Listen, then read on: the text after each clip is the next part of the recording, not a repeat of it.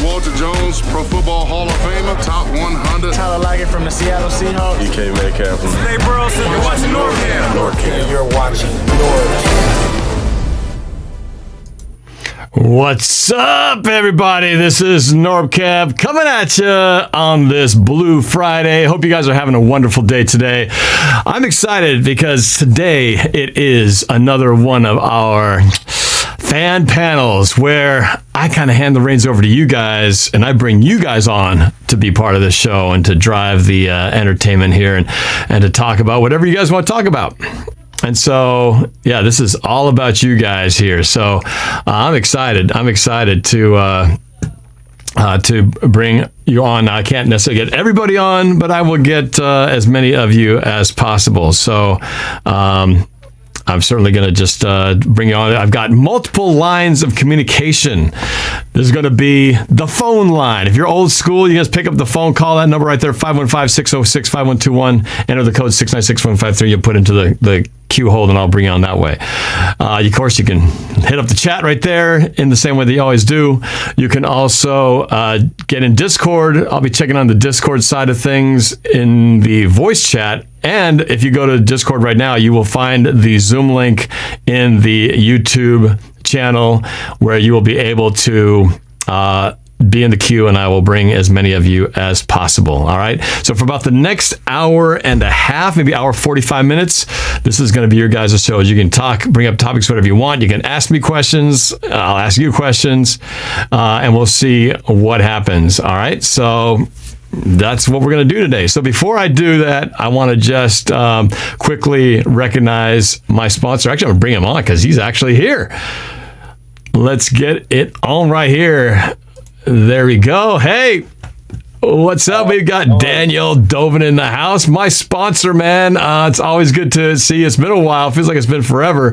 But there you are. First on up. I got to give my props to Daniel Dovin of Dovin Real Estate. Thank you, man. It's good to see you.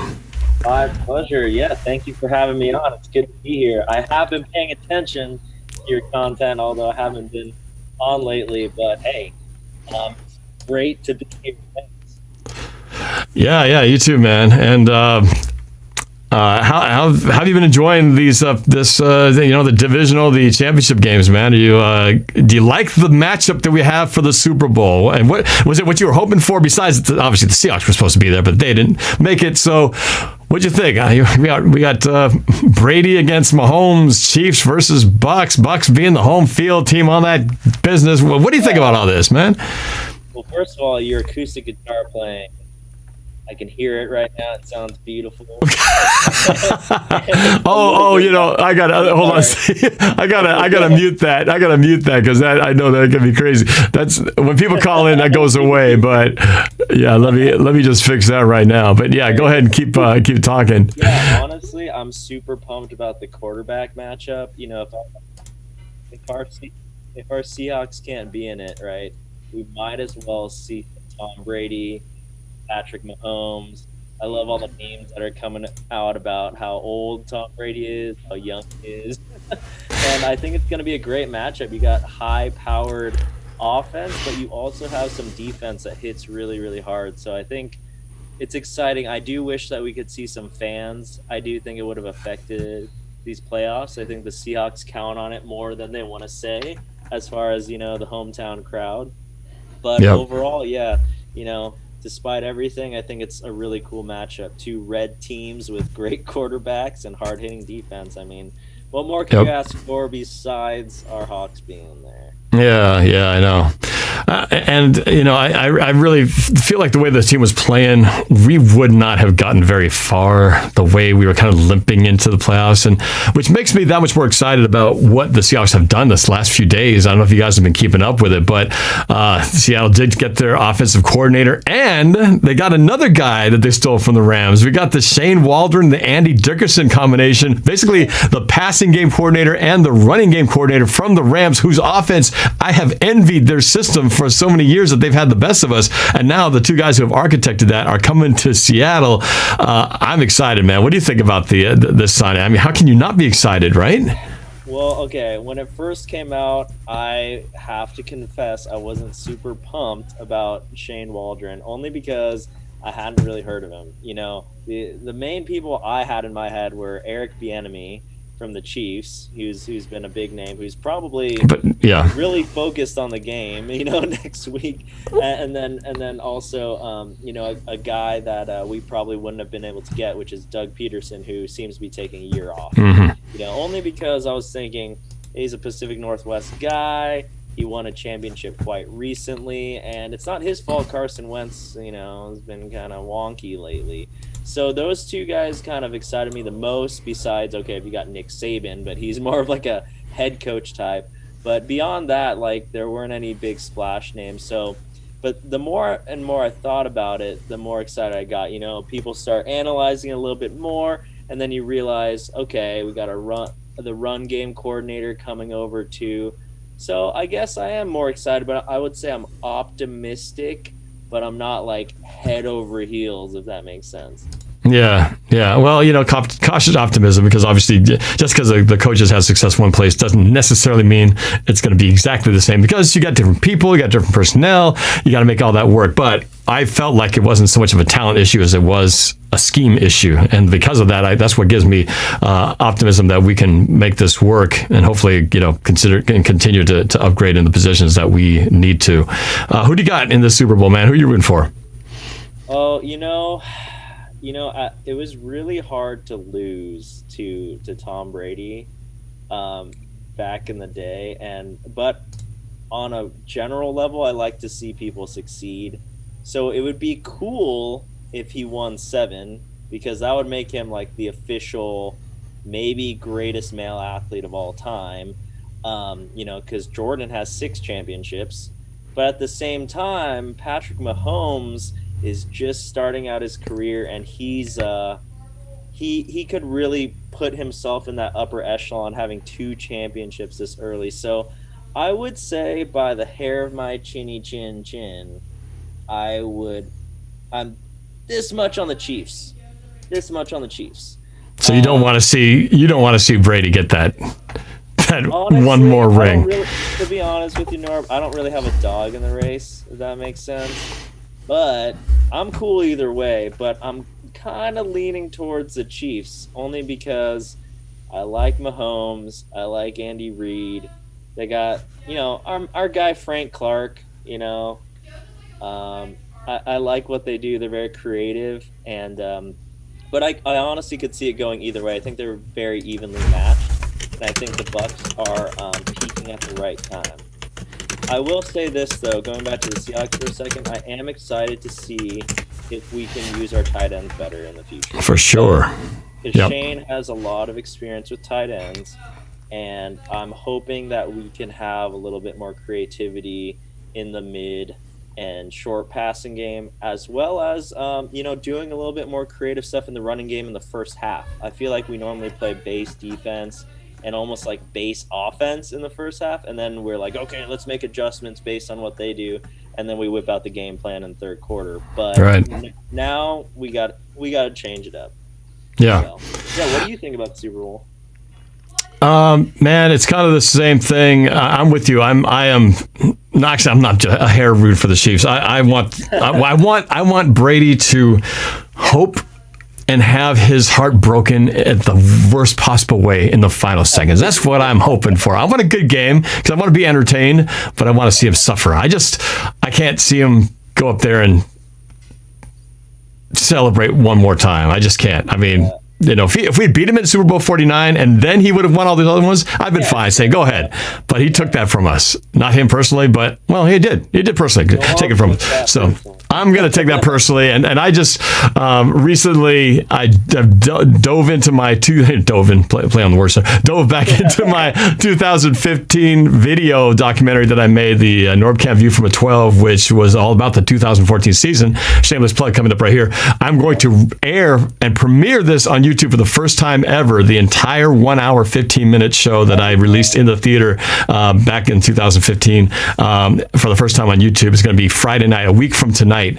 You'll start seeing some trailers and stuff like that coming up, but I'm so excited. But I have been spending some time re-editing and remastering that show. That has brought me right back to that game once again. So it's kind of fresh now in my mind, and it's no less painful as I watched how that whole 2014 season unfolded. But you guys are going to love it. It's really cool. So I can't wait to show this to you guys. So I know a lot of people want to jump in, and I see you guys. I do see you on the in the Zoom lining up. I'm not going to bring the whole chaotic, crazy crew all at once. I'm going to kind of bring in people one at a time because I know you have to jump off here in Dovin. So we'll kind of do this as sort of a rolling around here. So I'm going to bring people one at a time. So I'm going to bring in Cameron Hughes into the Zoom to join us in the party. Cameron Hughes. Cameron. Hey, what's up, Cameron? How you doing? You got your sound working there, buddy? Kurt's behind you. Oh, he's connecting. Who's behind you? That's Super Bowl 48. I recognize the color scheme. That's Percy Harvin. That looks like Percy Harvin, if I'm not mistaken. Yeah, it is. Yeah, what's up? Yeah, there it is. There it is. Yeah, I've been watching video clips of that too. Cameron, so you're a regular on the show. I've done trivia. You've authored some trivia. It's good to see your face on the screen this time. What do you want to talk about? This is the fan panel, so you get to be part of the discussion. What's up? I want to talk about the Super Bowl. This coming Super Bowl next week? Yeah. All right. What do you want to talk about? Who do you think is going to win? Who do you think is going to win? Who do you want? For me, I just can't see how Kansas City loses. Right? And if they play the way that they have proven to play, and I understand that they have lost to Brady before, but by the skin of their teeth. But that offense is just something else. And I understand the defense of Tampa Bay is really good too. So it's going to be interesting to see who gets the better of whom. But I don't know, that offense is on a whole nother level. So I just don't see how they'll be able to stop them. It'll be fun to watch, but I just think they're so creative. I think they're going to not beat them by the edge of their hairs on their chin, but I think they're going to do it in a pretty big way. What do you think? I think the Chiefs will win. Yeah, it's hard to bet against Mahomes right now. I also want to play them in the Super Bowl next year. So. Oh yeah, yep.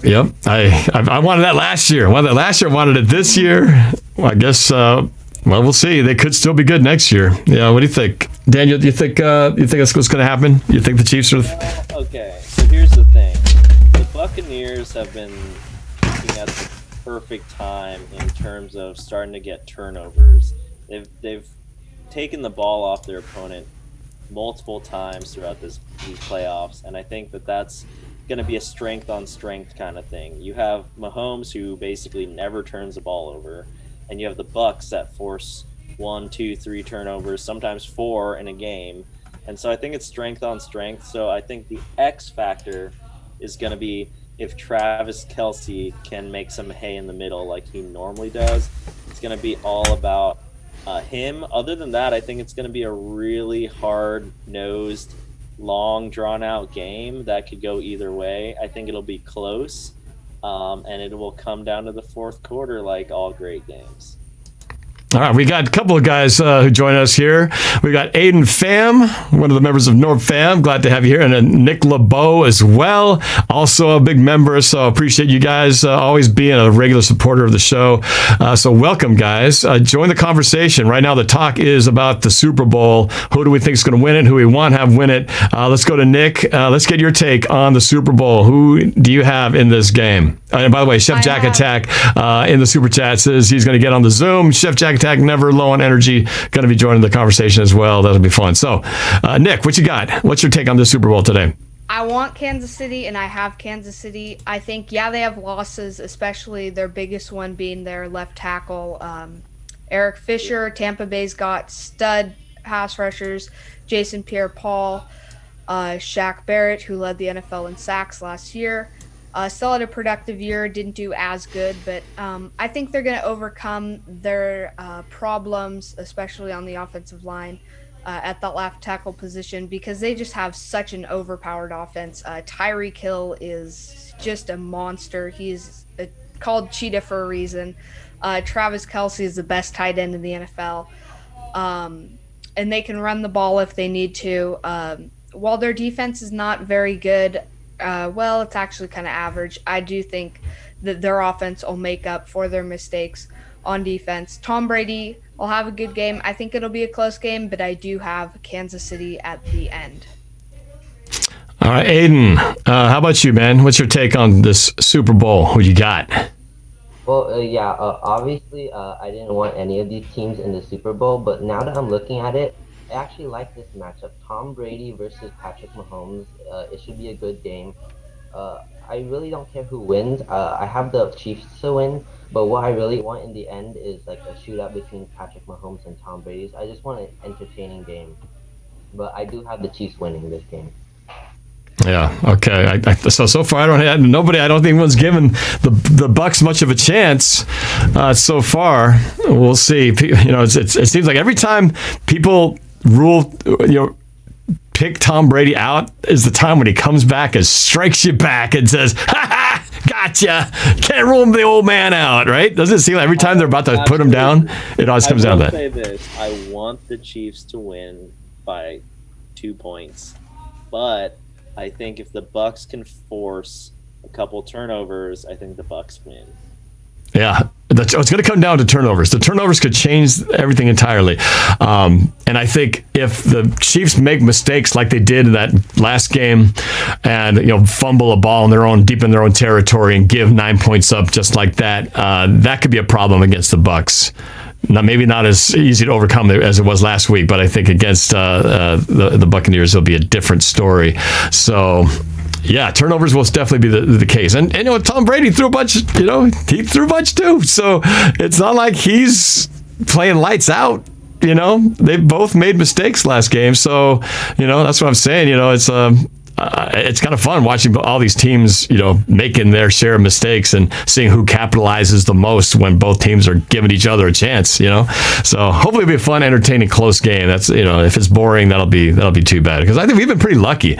There was a time when the Super Bowls back in the 80s, there were some bad, like Broncos in the Super Bowls, they got killed by 3-4 scores. It was not even entertaining at all. But lately, it seems like we've been having some treats when it comes to Super Bowls. They haven't all been pretty good for the last, obviously the Seahawks Super Bowl was a blowout, boring to probably a lot, but for us, we loved every second of it, right? Really, that's probably the least close game we've had in the last, decade, because Super Bowl 47 was down to the wire. 48 was our blowout. 49, 50 was awesome. 51, the comeback. 52, it was close with the Eagles. 53, the Rams, that whole game. It's good stuff. 54 last year with the Chiefs having to come back. It's been good entertainment, so I don't expect it to change in this game. So yeah, for sure, it'll be fun to see. Let me bring in another guy. We just see how slowly we can crowd this room up. There he is in the flesh, Chef Jack Attack, the one and only. There he is. You are welcome, man. Chef Jack Attack in the flesh. Heard your voice so many times, and we get to see the face this time. What's up, man?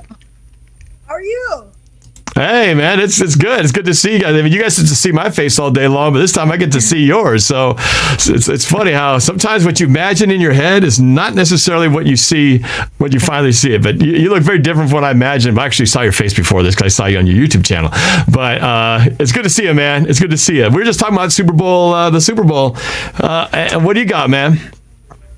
Oh, I got Tom Brady winning it. Come on. Oh, man, you say that so confidently and so easily. Are you kidding me? Really? No doubt. They're going to somehow stop Patrick Mahomes and the Cheetah and Kelce and all those guys. Mahomes running around flipping balls left and right. Oh, they are. No lie. Like them or hate them, the Tampa Bay Bucks have the greatest quarterback, greatest player of all time. Even when he's 43, he's still the best playoff player of all time. So, yeah, I have Tom Brady, and I know the Chiefs have a great team, and they have a great offense and a pretty good defense. I wouldn't say they're great. They're not, because they're not great. But I would say they're pretty good. They could maybe stop Tom Brady, but the Tom Brady, man, Tom Brady's just the best. I don't know what to say. Tom Brady, he's not playing like crazy, but he's still Tom Brady. So, Well, yeah, for sure. The experience, you can't deny the experience. The guy's been to, 10 of these things now? That's crazy, right? When you think about it, there have been 50. This will make 50. Is this 54? Or 54, right? 55. Sorry, I keep saying 55. We're Super Bowl 55. There have been 55 Super Bowls, and he will have been to 10 of them. He's been to 20%. One guy. You have teams who don't even made it to the thing. He's been there 10 times. This is crazy. But so you know he's not going to choke under pressure. The guy's been to 1 million championship games, so that's what he's got going for him. But I don't know. Mahomes is as cool as the other side of the pillow too. So I think both these guys are going to rise to the occasion. Definitely. And Tampa Bay, as much as the Chiefs roster-wise are the best team in football, Tampa Bay won 11 games. They won 11 games. They're not a bad team. And when it was the Browns versus Chiefs, people are like counting out the Browns so much. The Browns won 11 games too. Tampa Bay won 11 games. They're not a bad team. They're actually a good team. I mean, they're a great team because they made it to the Super Bowl. But people are completely counting them out. And they won 11 games. They have Antonio Brown, Mike Evans, Chris Godwin. They have a good team. They have Tom Brady. I mean, Gronk, I know who doesn't play too much, but still a good veteran. He's so experienced in the Super Bowl and playoffs. Like, they're a good team, and they have a good chance. I'm not saying it's going to be a blowout for either team. It's going to be a close game. Well, this kind of reminds me a little bit about the Seahawks, with when we made those two appearances back to back, because the Chiefs, except the Chiefs are more like the Broncos, right? You got this really powerful, high flying offense with an okay defense, and then you've got Tampa Bay, who's got arguably one of the best defenses in the NFL, which is sort of like Seattle was, right? And everybody talking about the Broncos. If you guys remember Super Bowl 48, everybody was talking about the Broncos winning this thing. It was a foregone conclusion that this was going to be the Broncos' year, and all the records they had smashed. And Seahawks had no chance, according to everybody else. So nobody saw that coming. But that was because that defense, number one offense, number one defense, the defense showed up. That could be, I don't want it to be, but that could be one of those situations where it could be the Tampa Bay defense making that stand, and if suddenly Mahomes and company find themselves in some trouble, that could make things ugly. I can't see it being a blowout like that, a 42-8 type of game. Yeah. But otherwise, it'll be fun to watch. NINJA-CRK in the super chat says, trying to join the Zoom call, but the code is not working for me. I don't know what to tell you, man. It's working for these guys. So you just check it in the Zoom. If you get into the Discord and click on the link, I got it posted there in the YouTube announcements. I know it's working. Otherwise, nobody would be in here. So keep trying, man. I hope you can get in. Let's see. Let's go to. Let me add another here. Let me bring in BJ. Now, let's see what is on BJ's mind. BJ. Part of the NORBFAM as well. BJ, what's going on? I can see the top of your head. Rise up, man. We got to see your whole face in there. Okay. All right. Just get a little closer to your camera. It's like I see just your hair, which is very tall, by the way. It's like 80% room, 17% hair, and like 2% eyes. Okay, that's a little bit better. BJ, what's on your mind today, man? Really just the off season and Shane Waldron, to be honest. Yeah, so you're talking about a new offensive coordinator. You guys heard about the run coordinator as well, right? Yes. Yeah. Yes. Yeah. So is anybody not excited about this? How can you not be excited about this? Anyone have a contradictory opinion that they're still concerned about the hire? You guys all like the idea? Oh yeah, definitely. Yeah. I Why? think because what you said at the beginning, the Rams have just been a dominant offense that have been tough on our defense, beating us for the last few years, and so we're bringing in their guys. And I saw this guy, I forget his name, on Twitter. He pointed out a really good thing. He said, "Notice how all the Rams coordinators are leaving and headed to Seattle," and he said to him that showed that they thought Seattle had a brighter future than the Rams. Which is, pretty nice to hear. I always wonder about that. How is it that it's almost like if you can't beat them, join them kind of thing. Although they're joining the team that couldn't get beat by them, but maybe them switching over will make the team that they can't beat. How that works, how these guys are headhunted away from another organization into one, especially the two of them. And obviously they've worked together for a long time. The running coordinator and the passing game coordinator, but.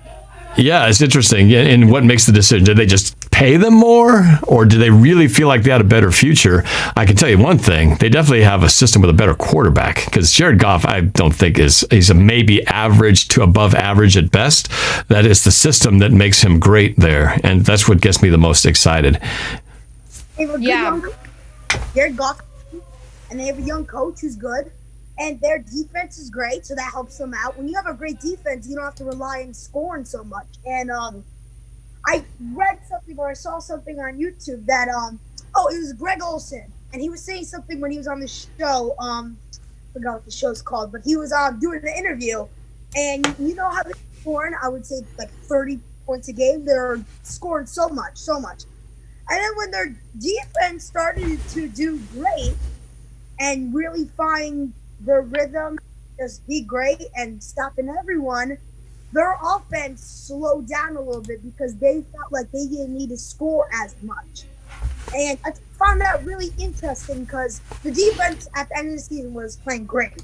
But Greg Olson said that they didn't go full 100% because their defense was stopping. They didn't feel like they didn't need to score as much. So I found that interesting. Should always be scoring as much as it can, but I guess they didn't really need to. I mean, they were still winning games. I mean, they didn't really need to score that much because their defense was playing good. So I found that pretty interesting, actually. Yeah. Yeah, and Norb, going back to your point on what kind of draws interest, I mean, having Russell Wilson as your quarterback, even I know he didn't play as well towards the end of the season and in the playoffs, but still having a player like him as your quarterback makes your job as an OC, I assume, a lot more easier because he's just special. Yeah, you would think so. You would think so. And one thing the Rams are kind of stuck with now is they paid a lot of money to Jared Goff. $100 million contract, 4 years, something like that. So the cap hit, if they decided that. Because it seemed interesting how it was with him that they were sort of non-committal in terms of him kind of even when the injury thing, whether he was the guy moving forward. And now I think really big questions lingering. But they face a major $60 million cap hit if they decide not to keep him, because of what they got on the books. So they're stuck. It's one of those situations where you kind of have to, you're damned if you do, damned if you don't, because of how much they invested. That was just a bad contract to give him that much money that early on. But good for him, he capitalized. Yeah. But for the Rams, they're kind of stuck, and they're gonna have to hope that defense stays together because I just don't see him carrying them for much longer into the future. Which hopefully will be good for us if that happens to be the case. Right. But eventually things change. Crossroads. Yeah. Right now. Yeah. They have to let a lot of good guys go. Obviously, Todd Gurley last year, Brandon Cooks.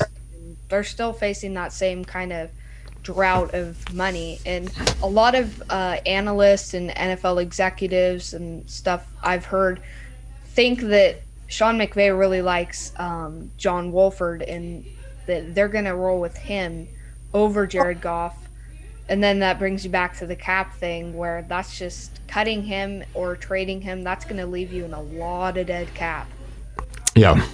Yeah, no, that's their situation, and it's just like the Chiefs. That's why Chiefs really need to win now, obviously, because they're in that perfect situation, sort of like the Seahawks were when they went back to back and they should have won too.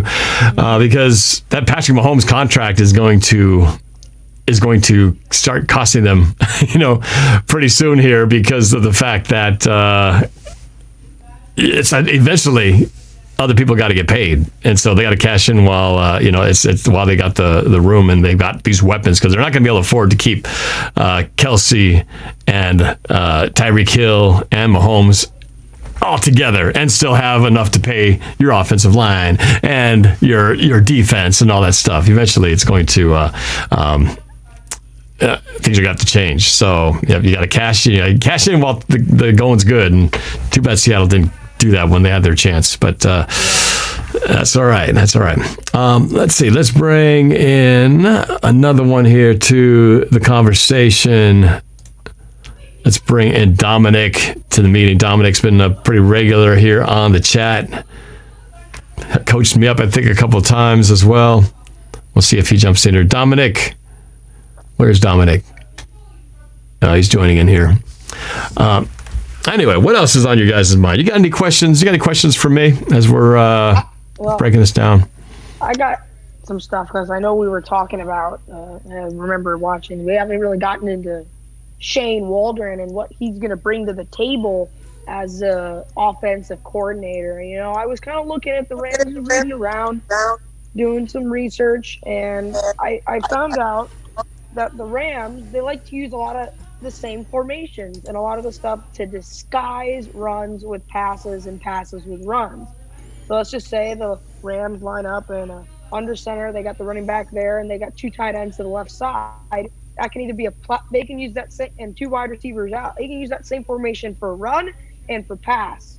And I think what he's going to try and bring to the table is he's going to try and bait the defense to try and thinking that we're going to run the ball, which is what Pete Carroll wants to do, into tricking them that we were able to get that play action pass, that short passes, and then able to open up this really long downfield. And, for them to be taking this long, for them to have this specific of a choice, Russell Wilson, I know it was said earlier, has to really be involved in this hiring, because the Rams, they disguise formations incredibly well. They ended the game pretty much in the wild card art of disguise formation. That Woods touchdown pass, I looked at the formation, they got to be handing the ball off. There's 4 minutes to go. It's first down, whatever.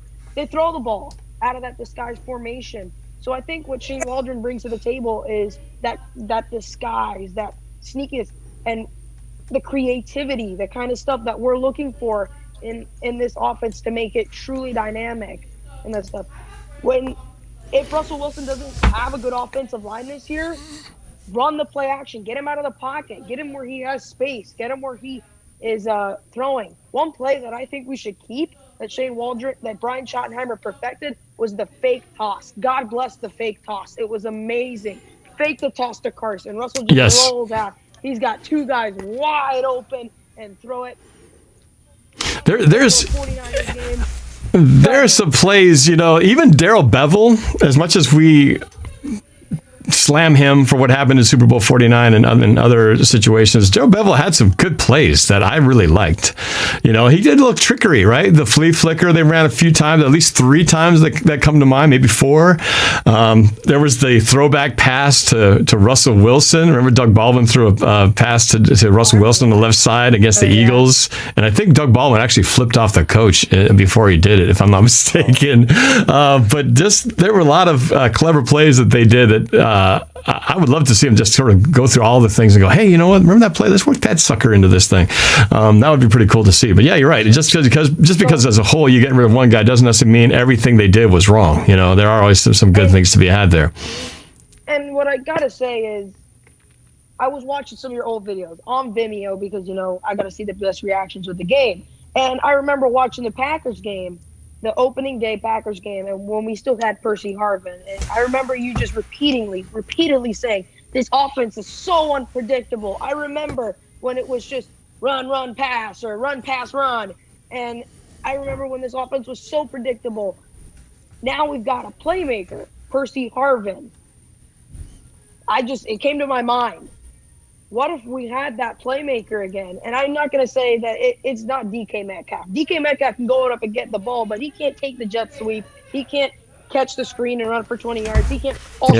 I've tried to run the jet sweep to DK Metcalf. It has never worked for me, so I know it won't work in real life. So, because that's... One thing to point out is, I don't know if you guys remember, I think it was in training camp or mini camp, one of those things, where before Philip Dorsett got kind of injured, Pete Carroll said he was the fastest player he's ever coached. Yeah. It's one of those guys we just didn't get to see. I mean, we kept getting teased with it, just like him. Plus our who was the guy, the defensive end that we drafted, and we never got to see him on the field either. Darrell Taylor. That was like he's coming along. Dorsett. Yeah, it's a little nagging and taking a little longer, but it's coming along. Like never happened, right? The good thing about Dorsett is, and I don't know, this is speculation, but I follow him on Instagram, and based on his Instagram posts, there have been a lot of like kind of Seahawks related stuff. The one where he was like all dressed up in Seahawks stuff. So kind of by that, I speculate that they may have already kind of mutually agreed to a extension. I don't know. Or it's just kind of a speculation, but yeah. Interesting. Well, let me bring in Dominic. Dominic popped into the Zoom call here. We got a few minutes here before we have to reset it. So, Dominic, welcome to the show. It's good to see you, man. What you got? What's on your mind today? Oh, nothing much at this point. On my mind is just basically the Super Bowl coming up. Yeah. And what do you think of it? Are you excited about it? Do you like the matchup? Who do you got? Who are you expecting to win this one? And is that who you're hoping will win this game? Well, at this point, I honestly hope Tampa Bay has a good chance, because I think Tom Brady should retire after the Super Bowl, because I think he has been in the NFL for a really long time. So I want to see him get the Super Bowl ring one last time. But at this point, I honestly have Tampa Bay winning this one. Really? And first of all, what Seahawk fan is rooting for Tampa Bay? What Seahawk fan can possibly root to see Tom Brady win? Have we all forgotten what happened 2015, the 2014 season? My gosh, I know the wounds are fresh because I've just watched all this stuff over again and relived the 2014 season. I don't forgive or forget what happened in that game. Root for the Seahawks or against Tom Brady. I respect what he's accomplished, man. I mean, you can't deny how good he's been. Deflategate and all that stuff included. I mean, he got suspended 4 games, and he still took that team. Did he still take that team after the 4-game suspension? Did he still take it to the promised land? And then the way he was able to make the comeback, against in Super Bowl 51, as much as Atlanta screwed up and left the door open, they still had to walk through the door. And I was watching the end of that. How many times Brady had to make it happened? He had to make that throw, the Edelman catch that barely, floated in the ground. He had to get the touchdown. He had to get the 2-point conversion. I mean, all these things had to happen. If they miss one, they lose. And somehow they just got it done. So it's annoyingly amazing how good how clutch he has been. And I respect that aspect of his game. And I said after Super Bowl 51, I said, greatest of all time. I begrudgingly said it, but I admitted to it. So I see where you're coming from there, Dominic, where your take is. Is that who you... Yeah. Go ahead, Jeff. And it was like 5 minutes. I would say like 3. I don't know. I'm not sure, but it was like really close to the end of the game, and the Pats needed them not to score so they can go get the ball and tie the game up to go to overtime. And Atlanta was in field goal range. Kick the field goal, 2-score possession, they win, but they get sacked. Yeah, that is true there. I agree with you at this point. And I watched Super Bowl 51, and it was a great game, honestly, in my opinion. Oh, it was, yeah. That's the one thing. Every Super Bowl Tom Brady's in, like, if 2 plays don't happen, he has, 2 Super Bowls? Yep. Sounds a lot like the Seahawks. Well, and at the same breath, if the Giants don't have two miraculous catches, he has two more rings and a perfect season under his belt. So let's not forget that Eli the Giant killer. I mean, those guys. I don't know how the heck he pulled that stuff off because man, I don't think Eli's that good, man. But somehow he got it done, and he was the one guy who just had it. He had the Giants had the Patriots number. So. Anyway, you guys rejoin this. We're not done by any stretch of the word, but I'm going to relaunch this meeting. But first, while I'm getting things reset, I was talking about my documentary NorbCam, The View from a 12, and it is going to world premiere on YouTube this coming Friday, a week from tonight, before the Super Bowl. And here's a little teaser of that video, and you'll see a lot more of these to come. But a quick little trailer of that video that's premiering next Friday. Check it out. If you're a 12, suffering from football withdrawals, then you need to watch this. One fan and a legion of 12s will rise. Fight. Scream. Attack. Defend. And dance like Michael Jackson. Wow. Seriously? Who wrote this? Whatever it takes to get back to the ultimate game. NorbCam, The View from a 12.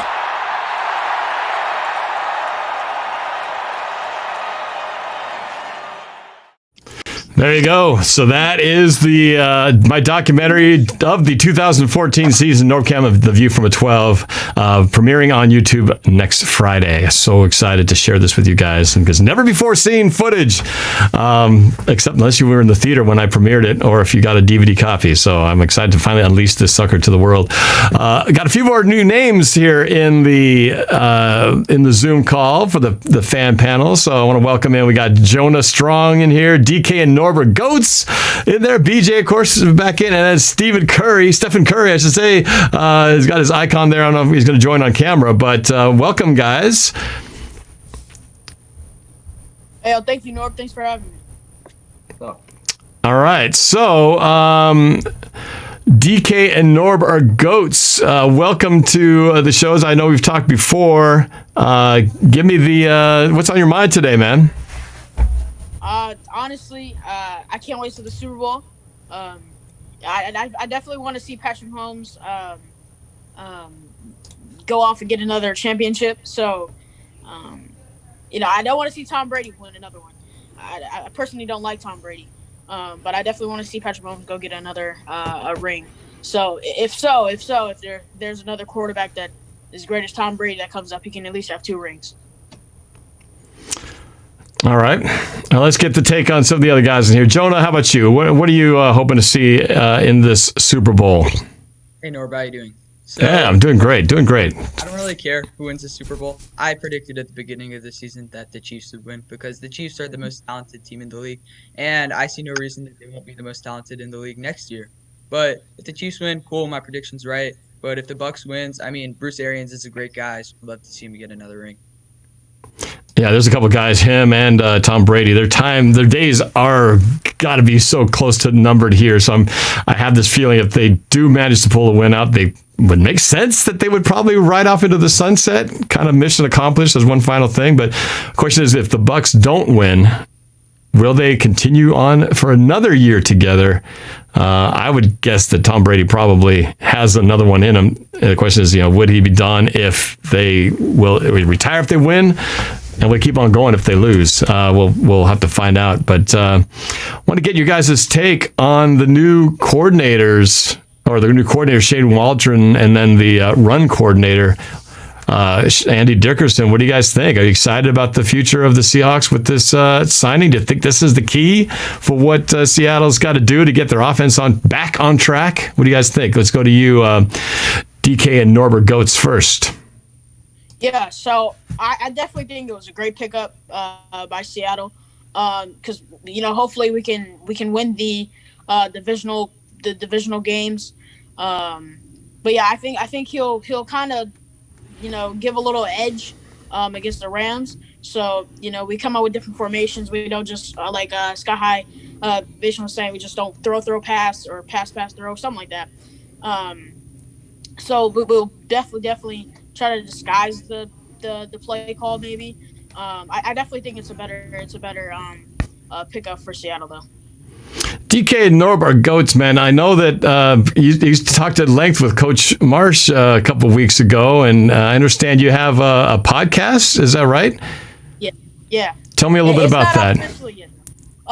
So yeah, I kind of, the beginning of the December, I was like, I just had nothing to pretty much do. So I just started, I watched football and stuff like that. My brother, he's a big football fan. He's a Steelers fan, actually.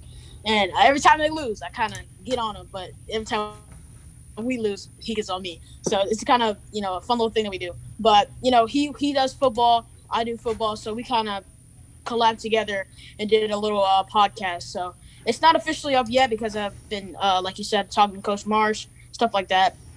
So we've been doing different types of things with the Discord that's coming up soon and stuff like that. So yeah, podcasts, it's definitely gonna get there soon, but it's got to get it up. All right, no, I love it. I love how so many of you guys are getting onto the YouTube and social media platforms and podcasts and get your voices out there. I think it's fantastic. Andy, welcome to the show, man. It's good to see your face all decked out in Seahawks gear. I'm kind of loving that, man. What's new with you? What's on your mind today? Oh, doing good. NorbCam, do you hear me all right? Or? Oh, yeah, loud and clear, brother. All right, sorry about that. Hey, my question was about Seahawks versus Rams, but I just wanted to talk about that. But I was going to ask you, remember when you watch Seahawks versus Rams, like where whoever gets the ball and the pile of players or teams to get the ball, whoever gets it. But the pile of them, is it a good thing or is it a bad thing? Like, the teams are messed up when whoever gets the ball. Well, I like how you refer to a pile of players. That's a good one. Sometimes it is a pile of players, especially when there's a loose ball. There's a pile jumping after the pigskin. I guess that you're talking about at the beginning of the game, like what's the better advantage to receive the ball or be kicking it off first? I think most teams, especially Seattle, if they win that toss, they want to kick that ball off first and be the one to receive it in the second half. I know I do especially when there's fans in the stands and it's at home, because when it's at home, we're going crazy to start the game. The flag's just been raised. They're getting it hyped up. And then the worst thing is to have the ball kicked to Seattle, and we're all ready to just go scream, and then they go, shh, run offense. So it's like you have to go from this super high to suddenly be really quiet. So that's why I love when we go on defense first, because we can just let all our aggression out early and try to get the early stop and be a factor in the game. I miss that so much, man. It's been so long since to go a whole year without being at a game is crazy. But hopefully next year, we'll get back. Fingers crossed. Yeah. At least some of us can get back to the stands. I don't know. We'll see. So far, it seems like a long ways away. Yeah, it's too bad that the Seahawks losing. The Seahawks lost, man. What do we do? Well, what we do is we go to the team that beat us and say, hey, we'll take your guys' offensive passing coordinator. We'll take your running coordinator. Thank you very much. And we'll make it our own. So, like I said, if you can't beat them, acquire them. I guess that's sort of the Seahawks mentality. I love it, though, because I think that's exactly what we need is a little fresh, fresh scheme mixed into things, which is what I like about the Rams and the history of what they've done is that it's a fast tempo offense. They get rid of the ball quick, and they have had one of the lowest sack rates of all the teams in the NFL, which we are the exact opposite right now. We're getting sacked at an alarmingly high rate, while the Rams have one of the lowest. So I like that combination. Plus, it's a very well balanced of run and pass, and that's what gets me excited. Is that whole mix? It's everything that we need: more even running, less sacks, fast passing game, utilizing all your weapons in short, intermediate, as well as the deep pass. So I can't be more excited than that. You know what I'm saying? So yeah, that's very cool. Dominic, you had something to say? Yeah. Honestly, at this point, I know you were like thinking I was a Seahawks fan at this point, and actually, I do like the Seahawks, but my favorite team is Pittsburgh. I just wanted to address that. Oh, okay. All right. Well, then I remove everything I said, redirecting energy, saying, how can you be a Seahawks fan and be rooting for Tampa Bay? Since you're a Pittsburgh Steelers fan, I guess that does not apply to you. So understood there. So you're a Pittsburgh Steelers fan first? No. I've been a Steelers fan for a while at this point. I mean, that's what I mean. The Steelers are your team, but you've got Seahawks are still in your list somewhere, but behind the Steelers. What you're saying? Yeah. All right. Gotcha. All right. Okay. Well, even though you're a Steelers fan, and they are one of the teams I also do not like, because any team that does us bad in Super Bowls, I tend to put on my hate list for the rest of my life. So Steelers, Patriots, check those two right there. But I'll allow you to stay in here, man. So Andrew, you had a question? Yeah, I raised my hand. So I have very polite of you, by the way. Thank you. Yeah. Your face kind of messed up. The green screen, or your. Oh, that's just to you guys. It looks fine here. I think I've got unnecessary green screen filtering going on here. Yeah, I'll fix that. That's not supposed to. Yeah, I see that. It's not supposed to happen. There we go. That's how it's supposed to be. There you go. That look normal now? Yep. Okay. All right. Well, thank you for pointing that out. That's for you guys. All right. Let's. Jonah, you got something? Hey. So I just wanted, all these things you guys are saying about the offensive coordinator. Great. I think it was a great hire. For run game coordinator, I would have liked to see them. What's it called? I'm really bad with. But go after the Niners run game coordinator for the offensive, coordinator. But this guy's great. I don't know about the run game coordinator. Like the Rams obviously had a great run game, but how much of that was Sean McVay? You know, doing what he does best, working off of play action. Because what's it called? Jared Goff is a terrible quarterback in my opinion. So it was all Sean McVay and the coaching staff to coach that team up. You know, and they did what's best. But here's another thing that's on my mind. The Seahawks only have 4 draft picks in this draft. I personally would like to see the Seahawks. This is like a very hot take here. I'd like to see them trade Jamal Adams to a different team. Because, no, hot take season here. Hear me out. The Seahawks have a whole lot of holes, okay? They are Swiss cheese. Very good in some spots, but so many holes.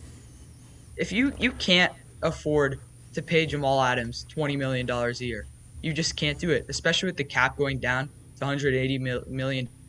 A whole lot of teams are going to be in this dilemma. So you can't really afford to pay Jamal Adams when you're already paying Russell Wilson $45 million a year. You're paying Bobby the highest middle linebacker contract that there is. How can you afford to pay Jamal Adams? Add on to the fact that they have almost no draft picks because they gave it up for Jamal Adams. And they have, they spent a second-round pick on a safety 2 years ago who Pete Carroll absolutely gushes about. Like in all of his press conference, oh, Marquise Blair is great. Yeah, we love having Marquise Blair on the team. He's a great person, player, whatnot. So why haven't you played him yet? They did play him. He got injured. Game 2. I know that. In game 2. Game 2 versus the Patriots. So he was out for the season. Lost Bruce Irvin. Yeah, it stinks. Injuries are just part of the game. You don't know when they're gonna happen. Everyone knows that it's gonna happen eventually. So I'd like to see them trade Jamal Adams, maybe a first, get a second back, something like that. I don't know, because this is a great offensive line draft, particularly the interior of the offensive line. You know, there's a guy who I'd like to see them go after. His name is Creed Humphrey, center out of University of Oklahoma. And I live in Texas, so I don't like Oklahoma whatsoever. But this guy is amazing. At the Senior Bowl, he didn't do amazing yesterday and in one-on-ones, but his game tape, the dude hired a centers coach to become an NFL center when he was a sophomore in high school. Who does that nowadays, you know? Also, Aaron Banks, guard out of Notre Dame, I think that he would be a really good pickup. But he didn't really impress in the Senior Bowl. So all these guys are great things. What's it called? There's a blog that all of you guys should read if you're here. It's called Seahawks Draft Blog with Rob Staten. Rob lives in England. Amazing guy. Norb, I think you should try to get him on or something. One of the fantastic football minds that I've ever, like one of the best football minds that I've ever heard. Wow. But he brought this up like a while back. You mean the Jamal Adams thing? Yeah, the Jamal Adams stuff. He said the Seahawks can't afford to pay the guy. So, what's it called? Why don't you reinvest in the draft? Because it was clearly a win now move. They wanted to win this season. Right. Obviously, it didn't turn out that way. They were plagued by a plethora of injuries, but it's just what happened.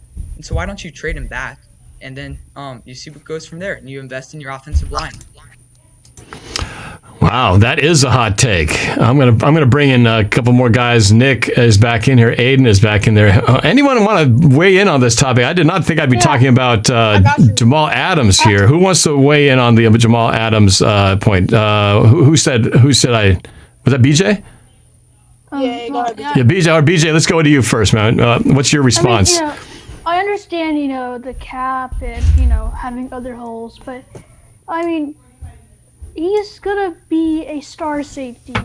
He's gonna be one of the best safeties in the league, and we're not gonna pay him like $20 million or stuff like that. It's just gonna be a tad bit over Buda Baker's contract because I don't think we're gonna pay him $20 million. That's just unreasonable, and I know Jamal knows that. And although he said he wants to be paid the highest paid safety, so I wouldn't rule that out necessarily. I would make him the highest paid safety, but by a tad bit. But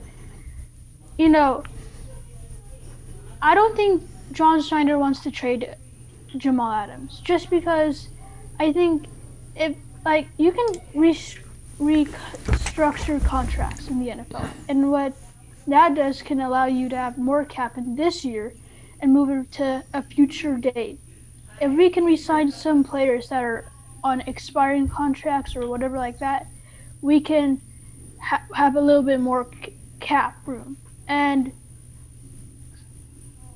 well, I don't think John wants to have a first-round pick or anything like that, because, he's not a great first-round pick draft expert.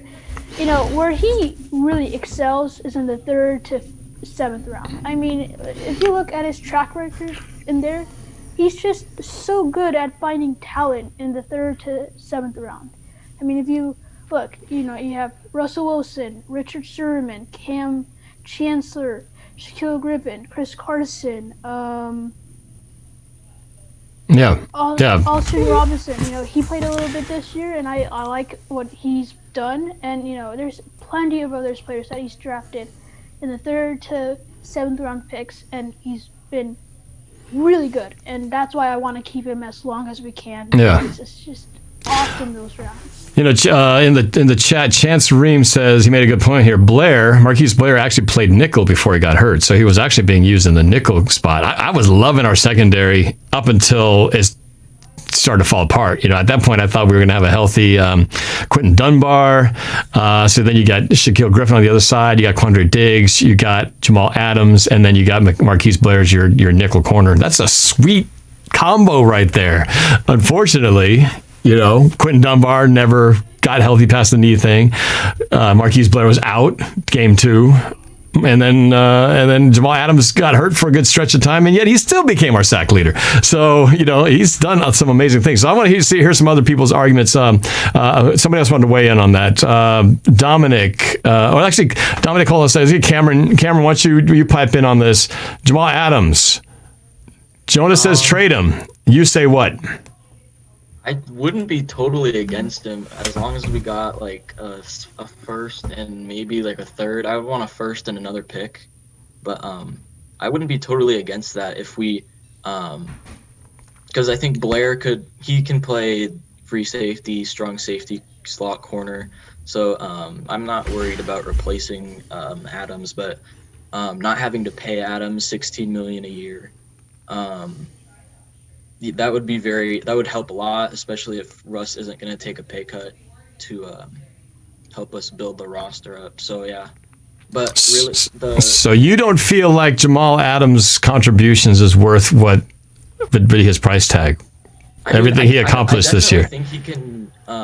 I think he'll improve. I think he'll be a lot better in coverage because he'll have an entire offseason with the team, and he'll be in the system for another year. But a more realistic trade that I could see happening is Lockett getting traded, just because he's going to get paid next year.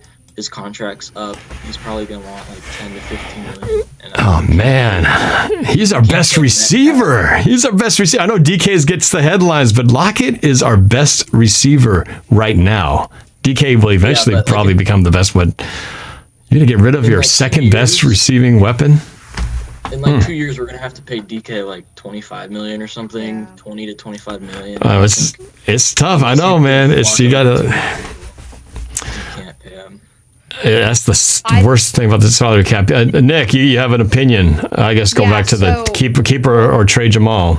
Anything else here? I say keep because I think going forward, Bobby Wagner, maybe he's 3 more years with us. KJ Wright, 2 to 3. But Jamal Adams is young. He is the future of this team. I am willing to pay him. I think he's the future of this defense. He is an incredible player, like Cameron said, with the offseason with us, training camp. I think he'll get better in coverage, and he was our leading sacker. He can blitz off the edge. He can play kind of that linebacker edge role while still being a safety. I see him as the future. Looking at Lockett and what Cameron said about trading Lockett, I think that what we should do is keep him for the on-field value because, if we trade him, we could get a guy, but he's just, like Norb, you said, he's really our number 1 receiver. And, that's kind of my take on it. Hey, Norb. Yes. So, I'm kind of with Nick here on, keeping Jamal Adams, and I definitely see him, like, becoming a leader.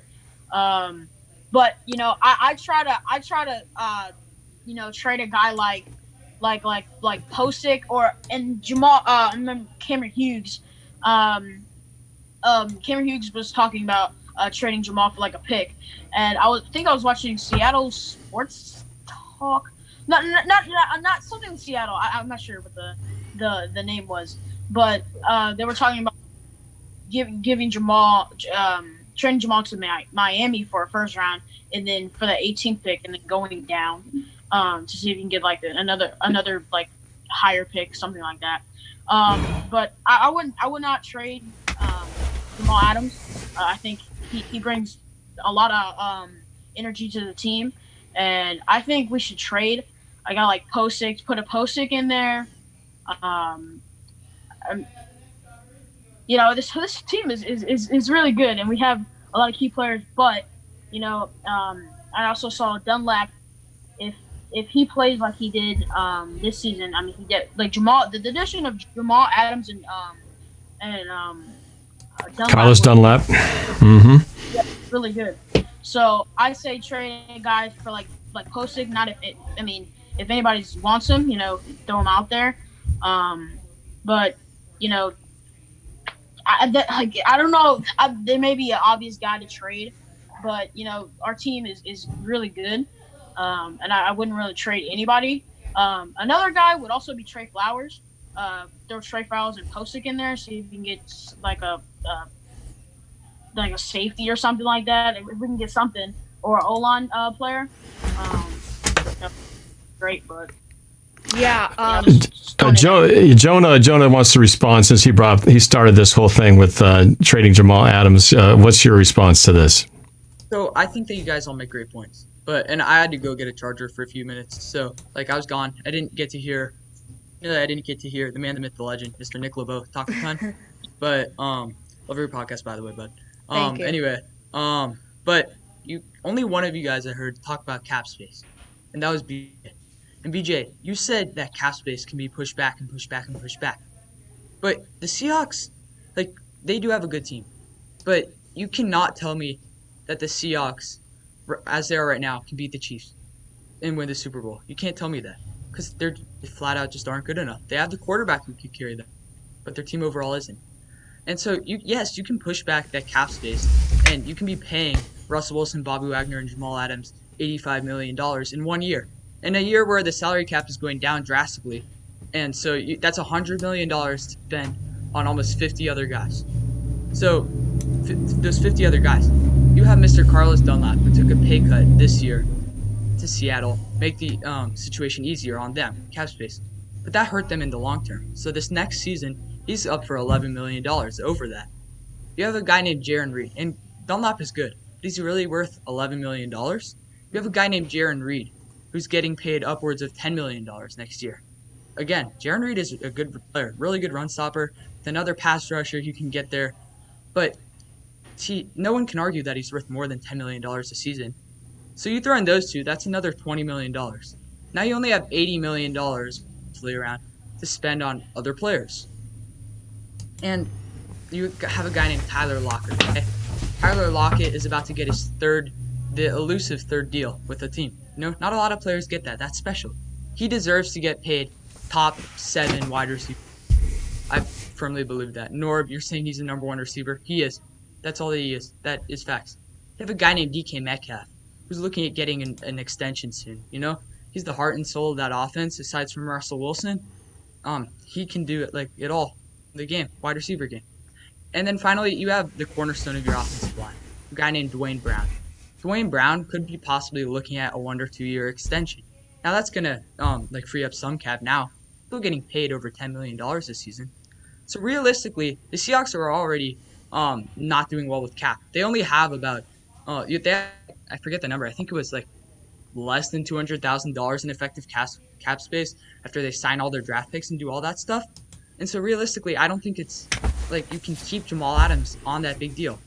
And another thing I heard you guys say was the blitzing. Oh, Jamal Adams can come off the edge, whatever. He's a great blitzer. He is a great blitzer. I'll give you guys that much. But if you look at his stats, Jamal Adams was not effective whatsoever. In fact, the Seahawks this season had slightly lower, around the same, but lower sack percentage as the 2018 team with Frank Clark. Guess what happened to Frank Clark? Pete Carroll was saying, oh yeah, at the combine, before they traded him, before draft day, he was saying stuff, we love Frankie, Frankie's a great guy, we love to keep him on this team for a long time. Now he's saying that stuff about Jamal Adams as well. But what winded up happening with Frank Clark? You got his first and second rounder, and you traded him to the Chiefs. And then you didn't have to pay him $80 million that he signed with the Chiefs. So it's all about cap space here. Mm-hmm. That's all I have to say. Yeah, the cap space issue is a glaring one, especially this year in a season where next year the cap is going to actually shrink instead of enlarge. Normally it goes up every year, this being the exception because of COVID and all the other situations with that. So, yeah, it's tough, man. We haven't even talked about the running back situation, right? I mean, I think Chris Carson's gone, but I think there's still a possibility that at the right price, he could be had, but I'm sure he's going to be offered something from another team. So the question is, do we have the running back? It's great to have these Rams coordinators and running back architect here to do this game, but do we have somebody? We're great with that Todd Gurley back there, but we don't have Todd Gurley. Absolutely. I agree with you there, but at this point, I think Russell Wilson should stay for 2 or 3 more years. But at this point, he's been doing really well. And he's been coming up clutch with a bunch of key plays, but I think he should stay with them. What about you, Norb? What do you think? Are we talking about Carson? Is that what we're talking about? Carson? Is that what? Who are you talking about? We should. I'm sorry. What? Talking about Wilson. You're talking about Russell Wilson. Oh, I didn't even know we were talking about Russell Wilson. Yeah. You're talking about. Are you talking about the question of should Russell Wilson stay as the Seahawks quarterback? Is that what we shifted to now? Is that what we're having a conversation about? Is that what it's come to? Are we now back to debating, is Russell Wilson the quarterback for the Seahawks? I didn't even know we were discussing that. Is that what we're inserting into this topic here? Because I don't know if that's that just popped up in my head. I just popped up. About it. Mm-hmm. Okay, so you brought it up to say we should keep Russell Wilson. I didn't think we were talking about not having Russell Wilson unless somebody says there's a reason that we should not extend Russell Wilson in a couple of years when his contract is up. Is there anyone in here who believes that Russell Wilson is not the quarterback for Seattle moving forward? I've heard that argument. I've heard people say that. We got a couple. Well, iffy. Let's go to DK and Norbert Goats. I haven't heard from you in a while. Yeah, so if anything, I'm hoping Russ can stay in Seattle. But if it comes down to it and he's not getting word on different types of things, I'm pretty sure Squabo, or somebody said that in the roundtable, if he's not getting word on something like that, I think he's gonna leave, or he's gonna want out. But and like it kind of had me. I'm pretty sure it had everyone a little dicey when they. Hey, what's up, Coach Marsh? What's up? Hey, Coach Marsh. What's up, Coach? Coach Marsh, Ducks are trading Jamal Adams. Did you hear the news? Coach, you got to bring some sanity to this panel here, man. I don't know if you've heard any of it, but I think the sky is falling. Haven't talked to you in a while. How you doing, man? Hey, am I on? Yeah. We hear you loud and clear. Yep, Coach Marsh. You popped in there, and all of a sudden, everybody lost their train of thought because they were in awe. They were in awe of you as soon as you arrived in the show, man. I just wanted to say hi to Norb.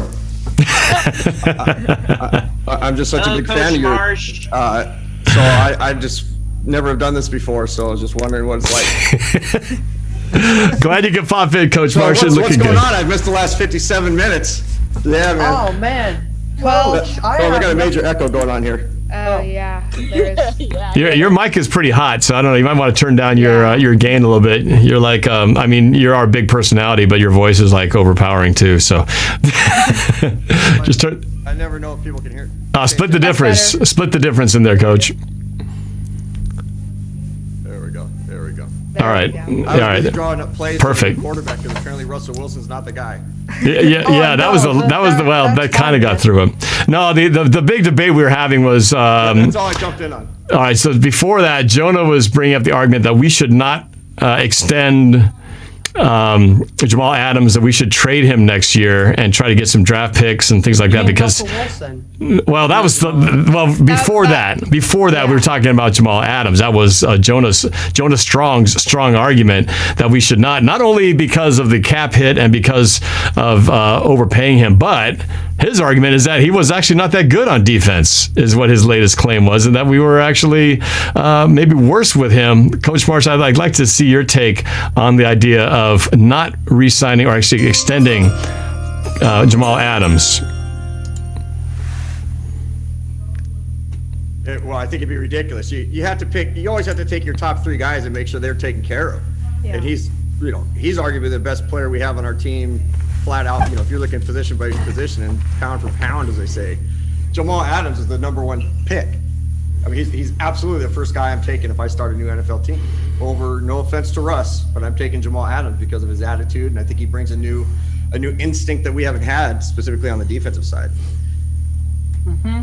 Hey, Coach Marsh, you're willing to pay over $80 million this season for Bobby Wagner, Russell Wilson, and Jamal Adams, especially when the cap is going down this year to $180 million. That's $100 million on almost 50 other players that you got to spend. You're willing to do it? Let me flip the script on you. So I hate answering a question with a question, but is it worth spending $30 million on one player? Because we did that, and personally, I don't think it is. I don't think it is. I'm willing to find a way to pay a guy who I think will make an absolute difference for us, when I think another guy isn't. I mean, Jamal Adams is a top 3 player at his position, and I think maybe a top 3 player in the NFL on defense. 100% agree. So I'm willing to absolutely pay whatever it takes. And again, I love Russ, so let me preface what I'm about to say with, I don't want us to lose Russ. But I think with the new offense that we're running, I could name 10 other quarterbacks that could come in at a third the price that could run this offense and do just as well. Now, I don't want anybody else in the fourth quarter, but Jamal Adams to me is a special, once in a generation player. Yeah. Coach, are you? That doesn't make me right. You're right with your thoughts. Yeah, I agree with you. I think that he is a once-in-a-generation player, and that he is great talent. There's no doubt about that. Norb, you said, I said he wasn't that good. No, I just said on the blitz he wasn't that efficient. There's a difference between that. Jamal Adams is a phenomenal athlete. He's a great football player. He has so much passion for the game, it's unbelievable. But I think that, one of those three, I brought up... Jonah used a great word there, man. Great word. I brought up the, trading the efficiency Jamal Adams. piece is great. Efficiency, yeah. I brought up trading Jamal Adams because I think he holds, like, he's most likely to get traded out of Bobby, him, and Russell Wilson. But, like, I'd be down with trading. Like, you got to get, one of those has to get eventually. Because there's no way that you can build an effective football team spending $80 million on fake players. Yeah, he's actually got a point there. Hey, Coach, I know this isn't Coach's Corner, but I actually got a question for you. This is Coach's Square. So go ahead. Go for it. No worries. So, Coach, what do you think? Should we not extend Russell Wilson's currently at this point? Do you think that? I missed the first part. Should we not extend what contract? For Russell Wilson. So I'm gonna be honest, guys. You know, I'm an X's and O's guys. When we start getting into, when we start getting into contracts and all those type of things, do I pay attention? I absolutely do. But I'm more, let's figure out who are the best players and figure out a way. That's why I love Schneider. So, if your question is, who do we want to extend? Do we need to extend Russell Wilson's contract? Yeah, that's my question. Yeah, I'm going to say no. Oh, and I know people will not like. I know people would not like that answer. But again, I'm looking at an offense and looking at guys who have made it to the Super Bowl and have come close to winning the Super Bowl with that offense. When we won the Super Bowl and when we made it back with a phenomenal defense and a running game that worked for its time. And now you get into this hybrid West Coast offense. Guys that are going to make it. They're going to make it because they're balanced. Tom Brady's not the greatest quarterback, in terms of skill set. Yeah. He's great because he's figured out how to leverage the salary, make sure guys come and play for him. Everybody takes less. So, and again, I love Russ, so don't beat me up in the super chat. I'm not saying I want to get rid of him. But man, talk about way overpaid because guys just want to be a top 5 paid, blah, blah, blah, blah, blah. I mean, if you really wanted to win, if you really wanted to win, then he'd tell Sierra to go write some more songs and make some more music, and he's going to drop a little bit less so he can get himself some linemen and pay Adams and do the things that Brady does. Yeah. Yeah, you're gonna have to. I'm kind of with Mr. Strong here. You're gonna have to give up one of those big players, and that would be either Jamal Adams, Russ, Bobby Wagner, like one of those big players, one of those key players. You're not gonna keep them for the rest of, since Russ is here or since whoever's here. You're gonna have to trade one of those guys, and one of those guys could be Jamal Adams or Bobby Wagner. And there was a little bit of rumors going around Bobby Wagner was going to be off the table, but I'd love to hear from like Andrew or Nick LeBeau. I mean, I know Nick LeBeau is up to like 2 a.m. studying, analytics and all those type of things.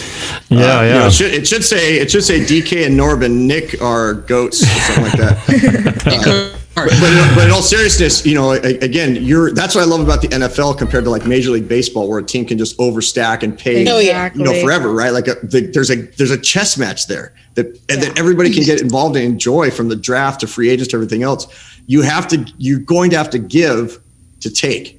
So if we're going to keep a Jamal Adams or keep a Russ, like again, when he signed that $30 million contract, I mean, yeah, of course everybody was excited that he stayed, but there comes a point where you're like, man, I mean, how much, it goes back to how much does a guy need? And I'm not saying he shouldn't get all of it. If I'm going for a job and I can get the most out of it, of course I'm going to do it, until I realize, I don't need 87,000 loaves of bread this week and then the same next week. Right. So it's kind of throwing back to, again, you, Nick, and Andrew, and some of the other guys, like, what are you willing to give up if you're going to sign an extension to a Russ? Well, and then not to mention the fact that Russell Wilson has to have an offensive line to protect him. So if he's taking all the money, of course, that's less to go around to the guys who are protecting him. So I would always be in the favor of on Tuesday about it. Yeah, we're going to talk about that. It's a nice segue into it. Yeah, we're going to talk about the sack problems of the Seahawks.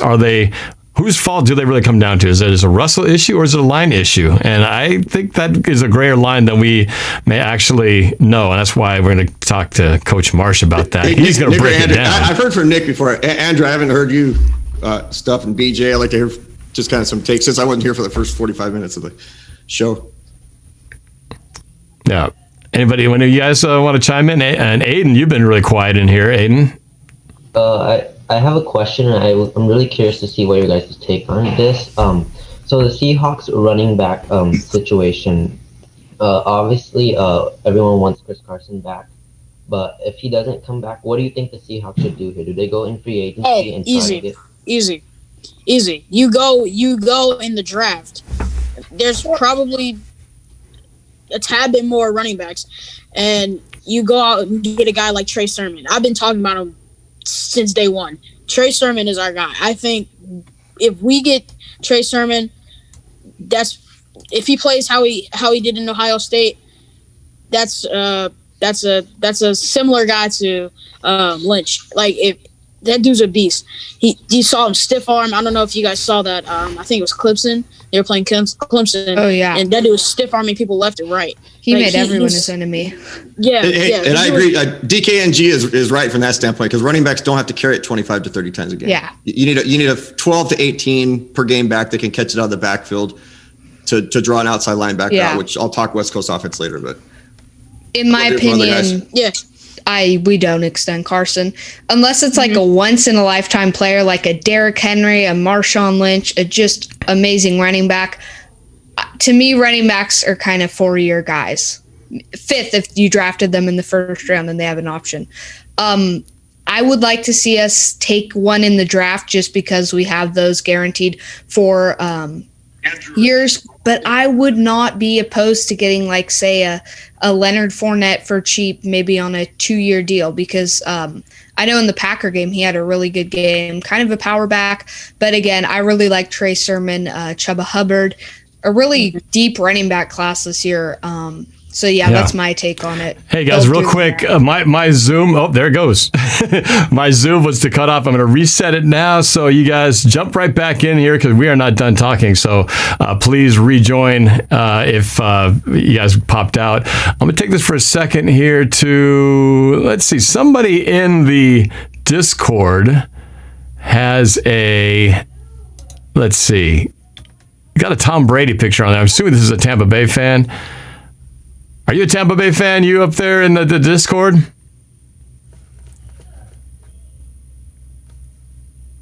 Oh, maybe not there. All right, we're going to bring our Zoom back. All right, let's bring everybody back in here. Let's get... All right, who we got here? Jonah's back. BJ. Nick. Cameron. Got to get Devin in here. Sky High. There's Devin, man. There he is. All right, let me make sure we got everybody in here. Hang on a second. There's everybody coming back online. There you guys are. Good. Sorry about that. I lost. I hope Coach Marsh is jumping back in here as well. Yep. Is he in there? I'm looking for him. Hopefully he'll join back in as well. Not yet. Yeah, not yet. All right. Hopefully you'll be able to jump back in here. The going was just getting interesting. A couple of new names. Devin, who I only see usually on game days, but is in here for a little friendly chat about the Seahawks and whatnot. Devin, it's good to see you, man. It's been way too long. Yep. Great to be back. Yeah, man. I don't know. Have you been keeping up with the conversation here? Or are you just jumping in cold? Oh, I'm not going to lie. I woke up like an hour ago and I realized I was late. I was going to hop on early, but then I realized I was late. So, hey, man, I understand. I've heard the conversations about like the running back situation. Should we pay Russell Wilson or should we cut him?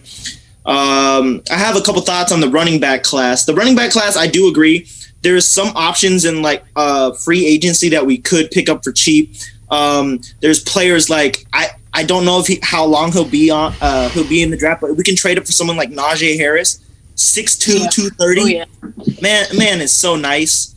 Man, like he would be the quad king of the NFL because his quads are massive. This man is a beast. There's players like CJ Verdale. There's a bunch of good players in the draft, and I think we can get him for cheap. I love Carson, but he's going to want big money.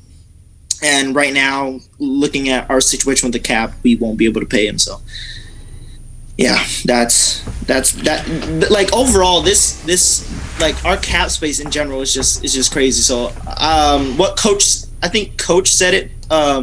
If Russell Wilson could just play the Tom Brady route, that would be really nice, because we need some help with the cap, and it's looking real difficult. So if he can go the Tom Brady route and we can get some linemen around him and he'll play better, that'd be good. That'd be good. I'm curious, you guys, because everybody's had an earlier take on it, but who is going to be the worst cap casualty non-extended player that we're going to be the most disappointed to see not get re-signed this year, you think? If anything, Lockett. This year, for just this year's class of free agents? For the Seahawks. I'm talking about, guys whose contracts are going to be up and we need to resign. Like I think of there's the KJ Wrights, there's Shaquille Griffin, there's well, he's already a free agent walking, but like Tyler Lockett, right? Of those guys, I would, between Shaquille Griffin, Tyler Lockett, if you had to choose one, I'm picking Tyler Lockett every day of the week and twice on Sunday. Shaquille Griffin, he's been solid, but I wouldn't say because he's gonna, he's had he's a cornerback. He's gonna want to get paid. And I just don't think, I'm not as convinced that he's the guy. He's been pretty good, but not great, in my opinion. I'm curious if you guys have any thoughts on that. Jonah, go ahead. Jonah, you take this one first. Go ahead. So, what's it called? Two things. So about the Chris Carson, Tyler Lockett or Shaquille Griffin, I don't know. Someone got to fact check this for me. But is Shaquem Griffin a free agent? Because last time I checked, these guys, Shaquem Griffin is a free agent, okay? So these guys have an inseparable bond, these two twins, right? So these twins, they've come up so far to go to Seattle. I think, if anyone's going to take a discount, it would be Shaquille Griffin, because they also love having Shaquem on the team. I think that the guy should be rushing off the edge for them every down, and then playing spy versus Kyler Murray, on third down and whatnot. And so I think that these two brothers, they're going to stick together in free agents. Yeah.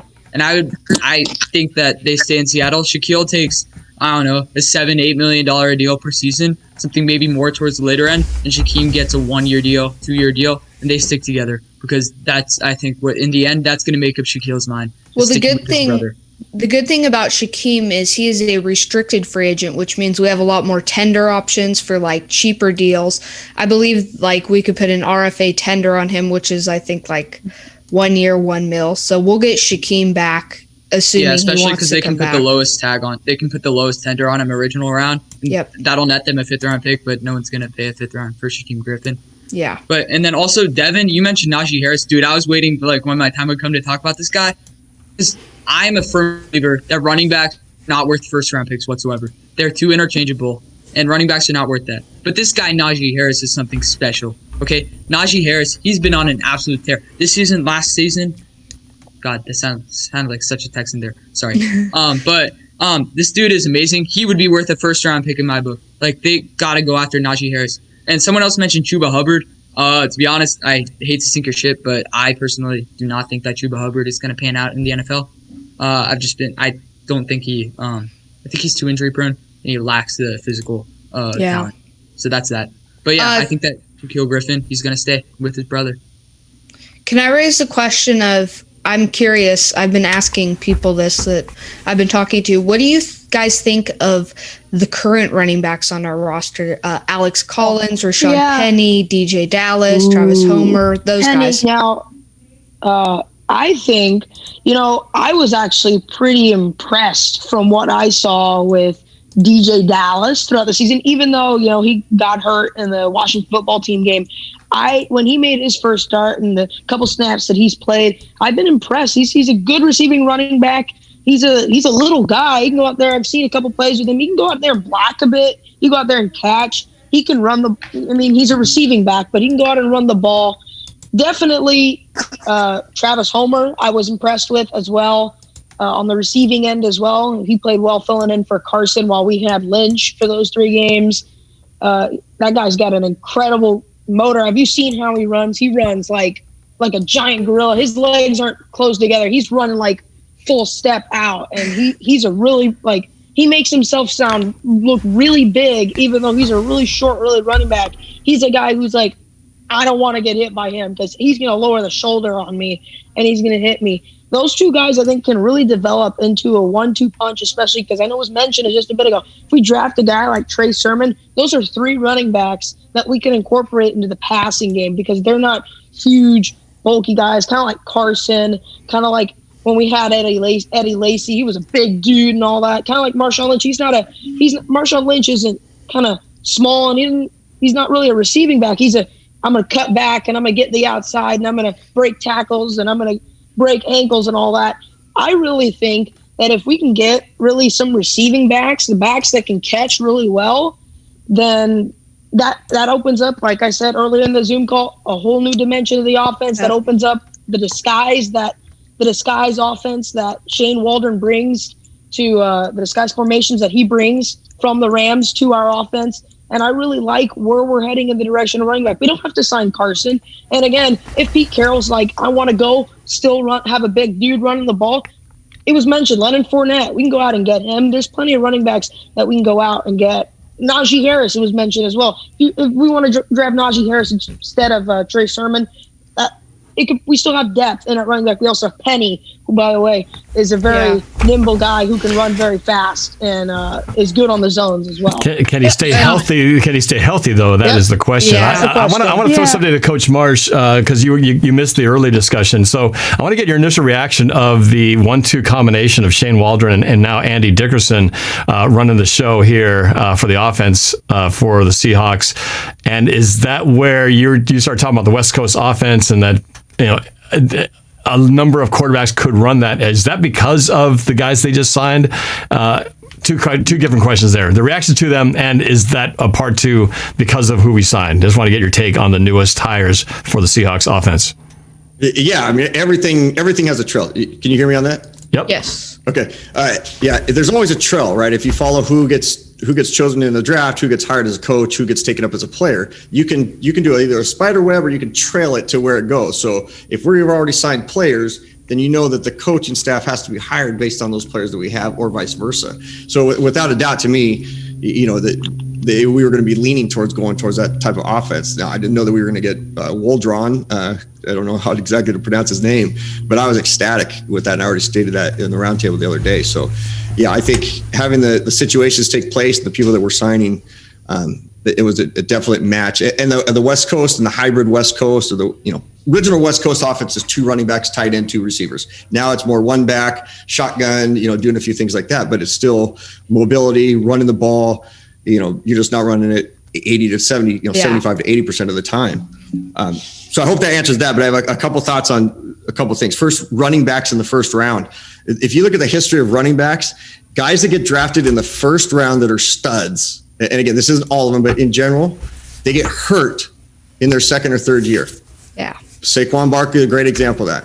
Most running backs that you draft don't pan out until second, third year, and then they are 4 to 5 year guys. But those type of things. So that's on running backs. KJ Wright, we have to keep him. And I keep mentioning, I keep hearing Lockett brought up. I think Lockett's not a free agent until next year. No, next year. Yeah, he's a free agent next year. We're kind of peeking ahead a little bit. Yeah. Well, but here's why I think that's important, because Lockett's a quiet guy. So I don't see him holding out. Right, he's making however much he's making, $10 million, $8 million a year.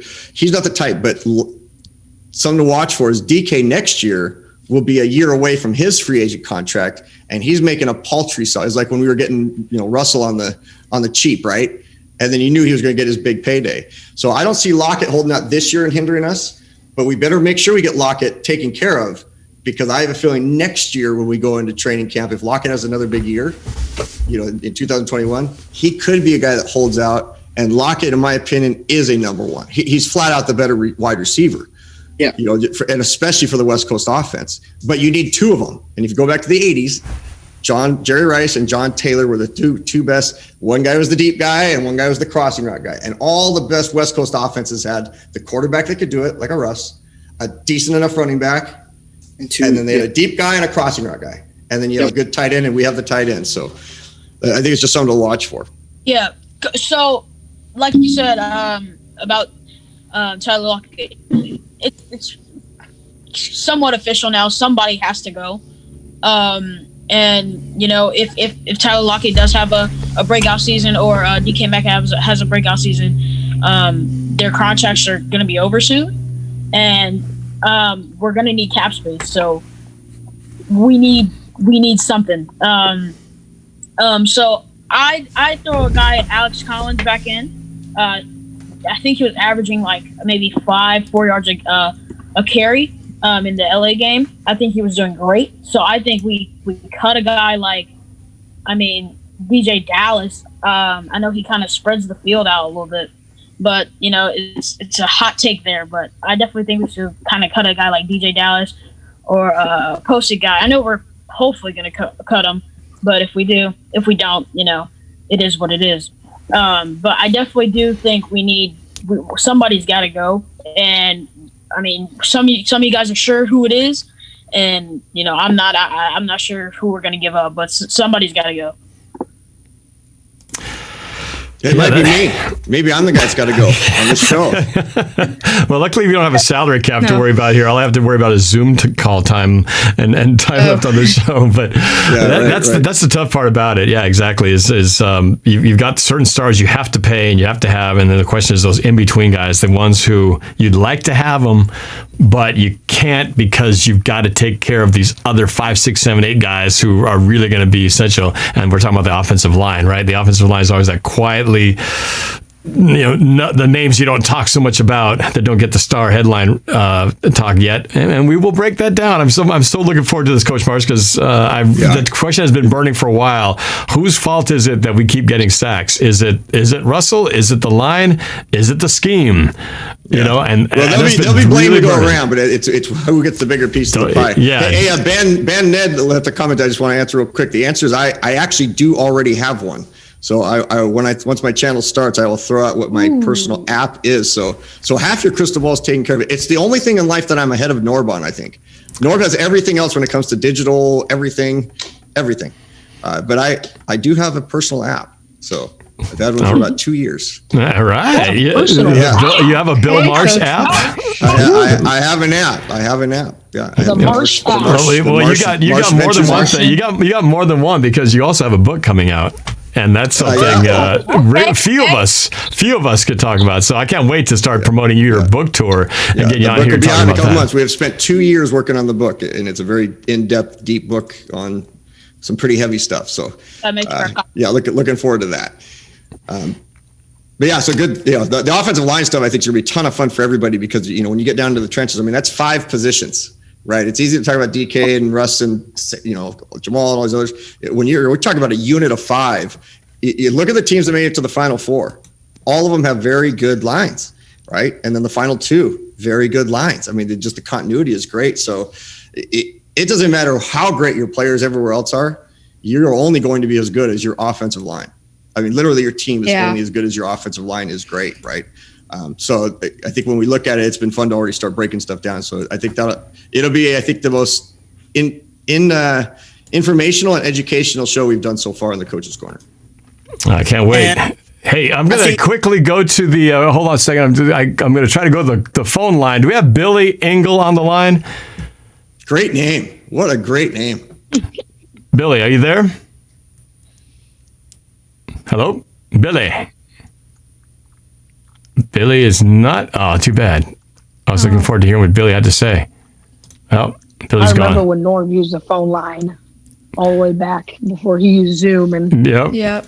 All right. Well, apparently Billy's not there. Okay, sorry. Somebody was going to say something. Was it Devin? Was it you? Somebody was jumping in there.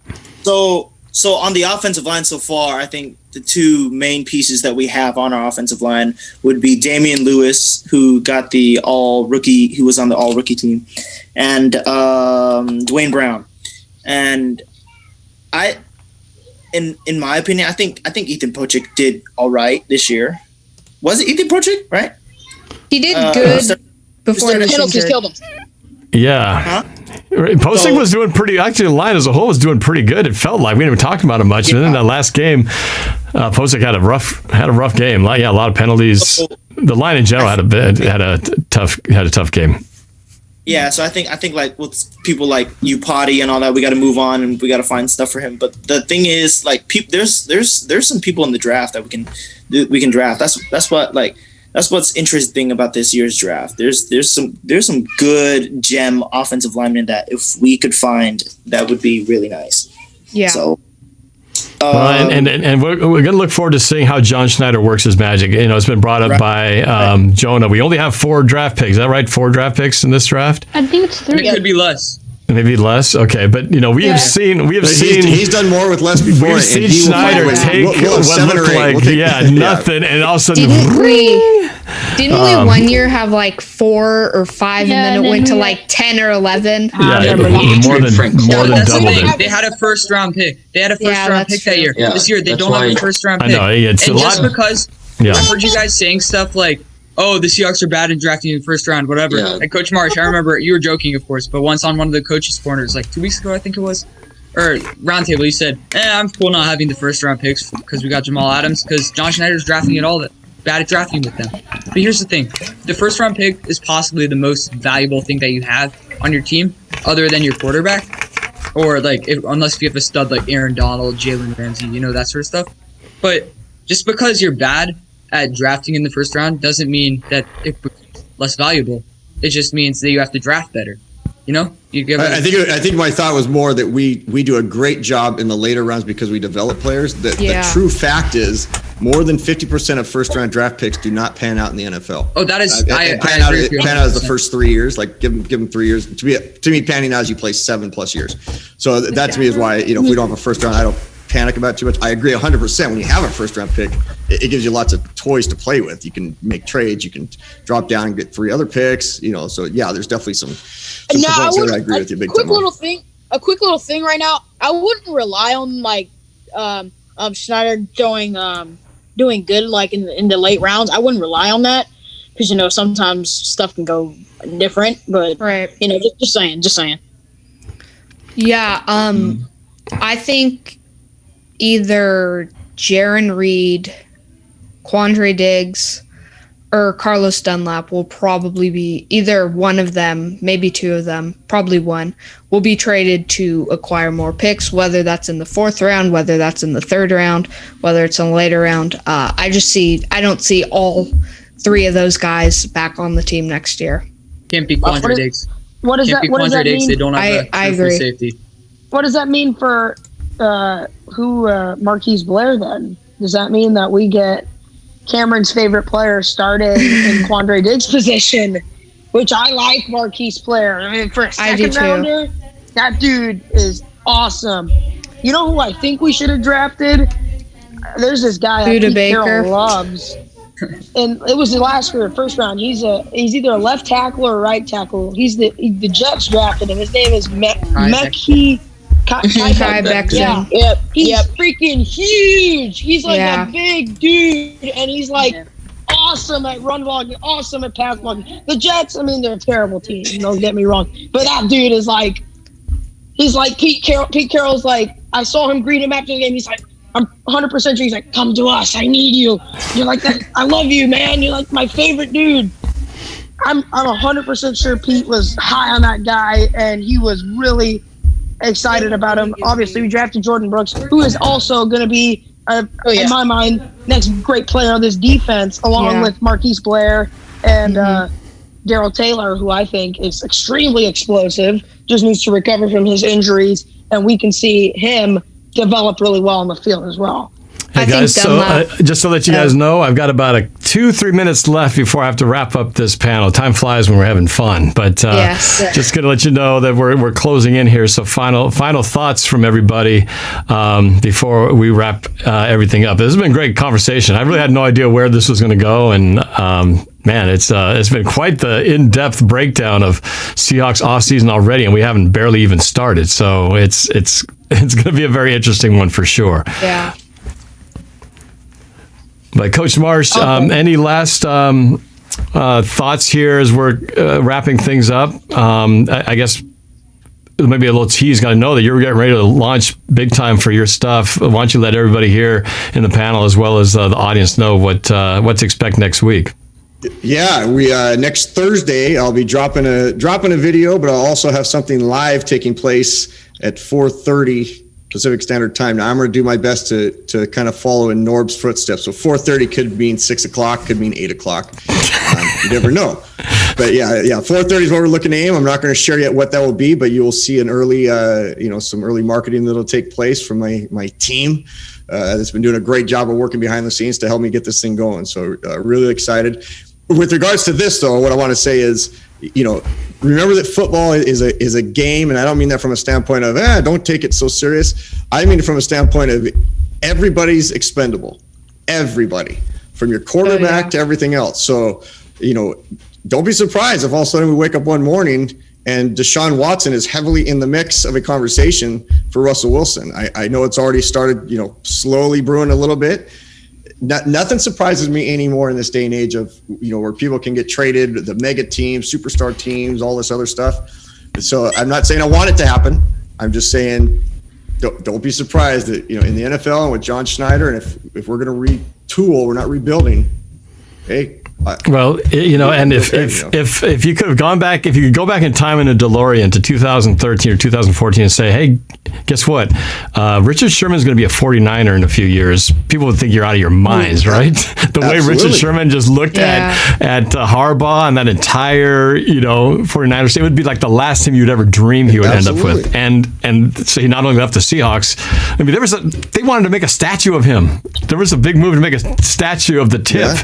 Yeah. And now he's playing, he's been playing 2 years now with the team who's one of our arch rivals. So, yeah, like you said. Or the bigger ones, if you told someone that Tom Brady would be playing in the Super Bowl this year, people would say, he'd be 43, no way. And you'd say, no, that's not the biggest news. He's playing for the Tampa Bay Buccaneers. I think you're an idiot. Right? So again, never say never, is because I know all you guys are, believers, big Justin believers out there. Right, one last thing. Yeah. One last thing, but the last thing I'm going to say, I worked really hard on this, but it's not good quality. I kind of made a meme. I posted it on Instagram earlier today, if you can see it. It says, what we get, and there's a picture of Joe Buck, Troy Aikman, the Seahawks coaching staff, and then Russell Wilson with Jimmy Fallon. So there you go, if you can see it. And it says at the bottom, what we want.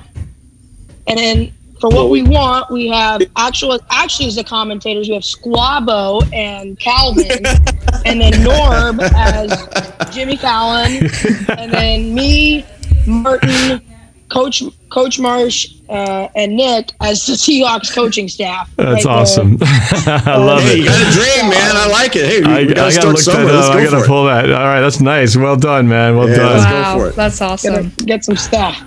Oh yeah, I guarantee you, we're gonna see them Sports Center, whatever, in the booth, broadcast booth. Calvin and Squabo, they're gonna be there. One day, I don't know if that's the end, but I gotta tell you guys, it is so fun. I mean, there's a reason why I hustled home to try to jump on as quickly as I could. I didn't know if I'd make it or not, but just because you guys entertain me, you guys make it fun, you motivate me. So, I know you guys got quasi excited when I jumped on, but not nearly as excited as I was to get on to see you guys. So. Keep up the great work, man. It's fun when Norb does these fan panels and stuff. So I love it, man. Love it. Yeah, absolutely. So we'll do this again for sure, because you guys offer great insight, and I think we all learn a lot from each other, and you guys do some terrific research, and so it definitely gives us more cannon fodder, more stuff to talk about and digest for future episodes as we tackle what's going to happen with the Seahawks in the offseason. So I just at this point we're going to wrap things up. I want to thank you all for coming today. For everyone who was on the panel, I appreciate you guys. You guys are awesome, and you bet. And then for everybody who was in the chat supporting with super chats and just commenting away, there's a lot of stuff in there, so I'll have to review it later because I don't have time to read it all. But man, there's some good stuff in there as well. So, and then to all the viewers, just thank you for watching the show. Please do me that favor and hit the subscribe button, notification bell. I'd love to get them instant closer to 50,000. I'm trying to get to 46, I think, right now. So it's one step at a time. But appreciate you guys.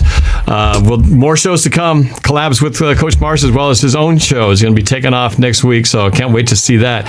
And again, another reminder, my NorbCam View from a 12 documentary will have its world premiere Friday evening before the Super Bowl. An hour and 15-minute glimpse at the entire 2014 Seahawks season. It's quite the ride, so I think you guys are going to love it. So, all right, guys, we will talk to y'all later. Thanks for being here, and have a great weekend. Yeah, thank you, Norb. Thank you. Norb. Thank you, Norb. All right, you bet. Go Hawks. Norb.